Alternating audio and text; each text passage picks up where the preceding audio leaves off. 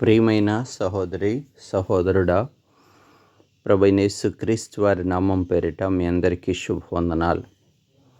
మరొక శ్రేష్టమైన దినమును ప్రభు మనకు అనుగ్రహించాడు. ఇది కేవలము ఆయన కృపయే. మనము సజీవులమై ఉన్నాం, ఆయనకి స్తుతులు చెల్లించాలి. ఈ ఉదయకాలము ధ్యానాంశముగా సామెతల గ్రంథం 11వ అధ్యాయం 20వ వచనాన్ని ధ్యానాంశముగా తీసుకుందాం. మూర్ఖ చిత్తులు యెహోవాకు హేయులు, యథార్థంగా ప్రవర్తించువారు ఆయనకి ఇష్టలు. చూడండి, మనము ఆయనకి ఇష్టలం. ఎప్పుడు మనము ఆయనకి ఇష్టలం అవుతాం, ఇష్టరాండ్లుగా ఉంటాం. దేవునికి ఇష్టలుగా ఉండుట, దేవునికి ఇష్టమైన వారముగా, దేవునికి ప్రియమైన వారిగా. నీవు నాకు ప్రియుడవు, ఘనుడు అయితివి అంటాడు పరిశుద్ధ గ్రంథములో. నాకు బహుప్రియుడు అని దానియేలు గురించి రాస్తాడు. అవును, మనం ఇష్టలు ఇష్టరాలుగా మార్చబడాలంటే ప్రధానమైనది మన ప్రవర్తనే.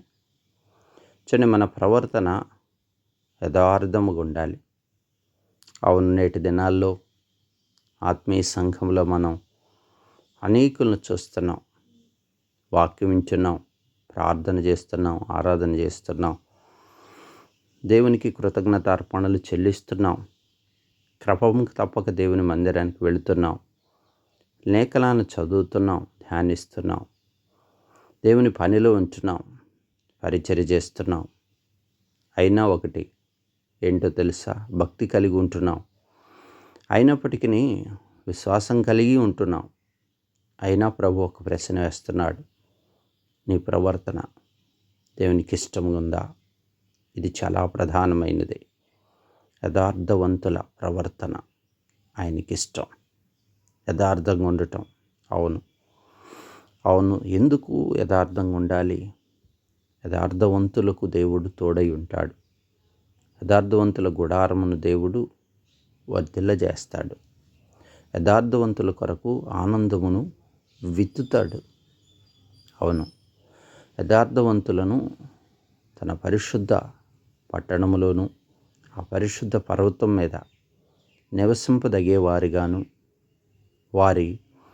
వారిని అతిథులుగాను దేవుడు ఉంచుతాడు. యథార్థవంతులకు ఏ మేలు చేయక ఆయన మానడు. అవును కదా? అవును, మన ఆధ్యాత్మిక జీవితంలో ప్రియుడా, నీవు క్రమం తప్పక దైవిక విషయాల్లో అనేక కార్యాలు చేస్తున్నావు. చాలా మంచిది, సంతోషం. దాన్ని బట్టి దేవుడు నిన్ను ఆశీర్వదించును, దీవించును గాక. అయితే ఒక విషయం ఏంటి పలుకుచున్నాడో తెలుసా? నీలో సంఘములో నీవు ఉంటున్నావు, సంఘములో నీ ప్రవర్తన ఎలా ఉంటుంది? మరి ఆత్మీయ సమాజంలో నీ ప్రవర్తన ఎలా ఉంటుంది? నీ కుటుంబంలో నీ ప్రవర్తన ఎలా ఉంటుంది? నీవు యథార్థంగా జీవిస్తున్నావా? ఎందుకంటే మన దేవుడు యథార్థవంతుడు. అవును, యథార్థ హృదయము కలిగిన వారి మీదకు ఆయన దృష్టి లోకమంతా సంచరించును. ఆయన కనుదృష్టి ఎవరి మీద ఆయన శ్రద్ధ నిలుపుతున్నాడు? ఎవరు యథార్థవంతులుగా ఉన్నారా భూమి మీద, వారిని బలపరచాలని దేవుడు ఆశ కలిగి ఉంటున్నాడు.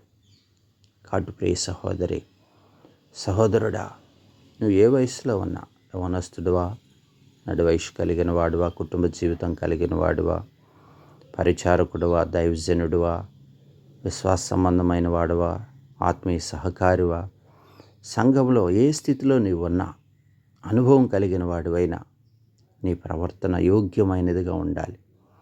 నీ ప్రవర్తనలో సత్యం ఉండాలి. నీ ప్రవర్తన దేవుడు మెచ్చుకునే ప్రవర్తనగా ఉండాలి. నీ ప్రవర్తనలో యథార్థత చాలా అవసరం. అవును, అప్పుడు నిన్ను తప్పక వర్ధిల్లింపజేస్తాడు. నీ సంతానమును జ్ఞాపకం చేసుకుంటాడు, వారిని రక్షిస్తాడు, తప్పక నీ మేలు చేస్తాడు.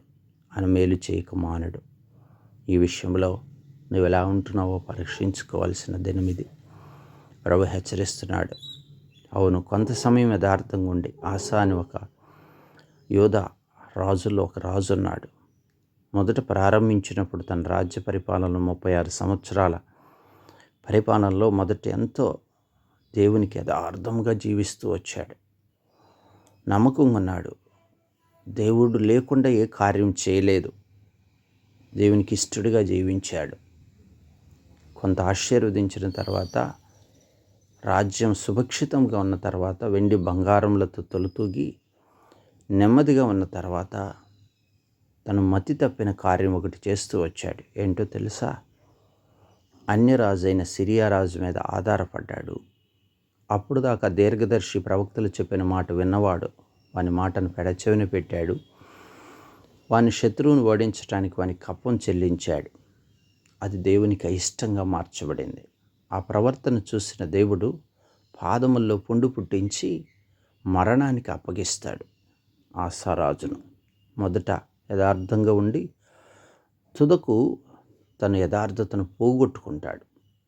ప్రియ సహోదరుడు, నీ జీవితం ఎలా ఉంది? రక్షించబడిన దినాల్లో భయంతోనూ భక్తితోనూ అబద్ధంలాడటం, మోసం చేయటం, కల్మషంగా ఉండటం, కుయుక్తి కలిగిన తలంపులు కలిగి ఉండటం, అలాంటి స్థితి లేక యుక్తముగా చక్కగా ఉన్నావు. కాలం గడుచున్న కొలది నీవు ఎలా ఉంటున్నావు? కుటుంబంలోను, వ్యక్తిగత జీవితంలోను, సంఘ జీవితంలోను, సమాజంలోను నువ్వు నమ్మదగిన వాడివైనా, యథార్థత కలిగిన వాడివైనా, నీ పొరుగువాని విషయంలోనూ అన్ని జనుల మధ్యను నీవు ఉంటున్నప్పుడు ఎలా ఉంటున్నావు? నీ యథార్థ ప్రవర్తన కలిగి ఉంటే మేలు. దానివల్ల వర్ధిల్లే అనుభవం ఉంది. దాన్ని పోగొట్టుకోగాకు. దేవుని సన్నిధిలో అతిథిగా ఉండే అవకాశం ఉంది. శ్రేష్టమైన వాటిని పోగొట్టుకుంటావు కనుక ప్రభు హెచ్చరిస్తున్నాడు. ప్రభు మనకు సహాయం చేయనుగాక. ప్రార్థన చేసుకుందాం. పరిశుద్ధుడా, ప్రేమ కలిగిన తండ్రి, నువ్వు యథార్థవర్తనుడు, మా పితరుల ఆశ. అలాంటి జీవితంలో మతి తప్పిన కార్యాలు చేసి యోబు అయితే మొదట యథార్థంగా ఉన్న మధ్యలో తనకు ఎన్నో శోధనలు వచ్చినా తన భార్య అంటుంది తనతో యథార్థతను విడిచిపెట్టి మరణం కారాదంటూ. అవును, తన జీవితంలో ఎంత కూడా యథార్థతను విడిచిపెట్టలేదు. అందుకే తన గుడారంలో వర్ధిల్లే అనుభవాన్ని చూశాడు, ఆశీర్వాదాన్ని చూస్తూ వచ్చాడు.